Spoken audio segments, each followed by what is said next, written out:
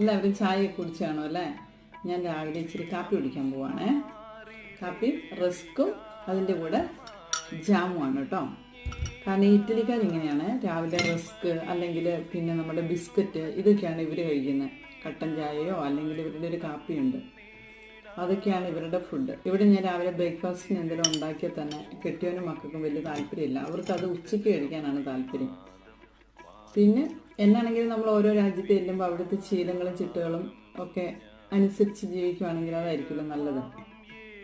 പിന്നെ നമ്മൾ തന്നെ അവർ കഴിക്കുന്ന പോലെയൊക്കെ കഴിക്കാൻ തുടങ്ങും. കാരണം ഞാൻ നോക്കിയിട്ട് ഇവിടെയൊക്കെ ജീവിക്കുമ്പോൾ എപ്പോഴും ഇവരുടെ ഫുഡ് കഴിക്കാനായിരിക്കും കുറച്ചും കൂടെ നല്ലത്, എൻ്റെ അഭിപ്രായത്തിൽ എനിക്ക് തോന്നിയിട്ടുള്ളത്. ഇടയ്ക്കൊക്കെ നമ്മുടെ ഫുഡ് കഴിക്കുക, അല്ലാത്തപ്പോൾ ഇവരുടെ ഫുഡ് കഴിക്കുന്നതായിരിക്കും ഇവിടുത്തെ കാലാവസ്ഥയ്ക്കൊക്കെ നല്ലത് കേട്ടോ.